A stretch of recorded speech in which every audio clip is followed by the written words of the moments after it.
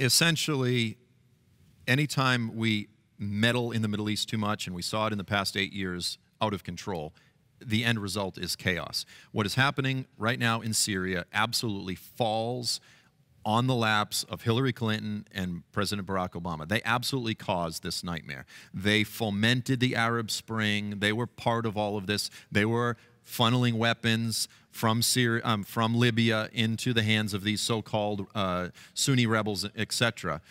And, you know, I understand that Assad's in an existential war against these radicals to protect his people. They're called the Alawites. We won't get too technical, but he definitely has got out of control. He's killed 500,000 people.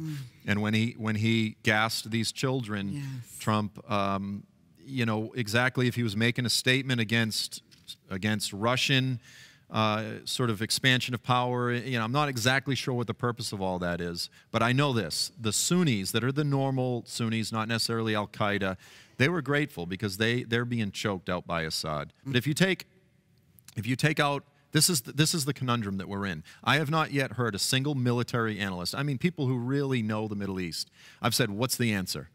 They go, we got to take out ISIS. You go, okay, you take out ISIS, and then you're going to have millions of Sunnis fleeing into Europe. You take out Assad, you're going to have, it's going to go the other way. No matter who you take out, they're going to start killing, the weak party is going to start getting killed, and then they're going to start fleeing into Europe, and you're going to have a few million more refugees. So no matter what you do, so the best thing you can do is kind of corral it in and not let it get out of control, and that seems to me that that's what Trump's been doing, and a lot of people are grateful for it. My colleague at Understanding the Threat, Chris Gabutz, who's the guy that went undercover at Hamas doing business as CARE in the United States back in 2008, he testified last summer in front of Senator Cruz's committee, his hearing on terrorism and radicalization of Muslims in the United States to this point, is that we could take out every ISIS fighter tomorrow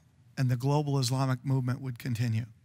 Because the problem is not ISIS, the problem is not Al-Qaeda, the problem is the global Islamic movement. And so each of these entities, Iran, Saudi Arabia, Turkey, ISIS, Al-Qaeda, Boko Haram, Abu Sayyaf, Al-Shabaab, all of them, the Muslim Brotherhood, Tablighi Jamaat, Jamaat-e-Islami, are all entities in the movement.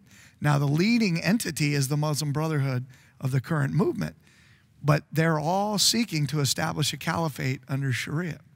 And the other thing that I want to taper off what, or kind of tag off what Joel said is, they're only fighting, when you see them fighting each other, it is either over matters of Sharia or over matters of power.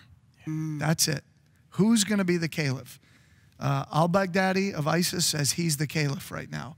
There's a disagreement among that, but the bottom line is he says he's the caliph, he's the caliph. Now you can argue, well, you know, legally under Sharia, he didn't do it the right way. Well, neither did 3 of the first 4 rightly guided caliphs. They killed the guy before. And so that's, all bets are off when it comes to power. So it's either matters of Sharia or power. And what you're watching right now is you have Iran, you have Saudi Arabia, and everyone, they're worried about their own interests and their own survival, but they're also worrying about being in charge. Are we in trouble? I think we are we have a lot of threats bearing down on us right now, both internal and external. Yes. We've lost our way. We've forgotten who we are, which I think is the biggest problem.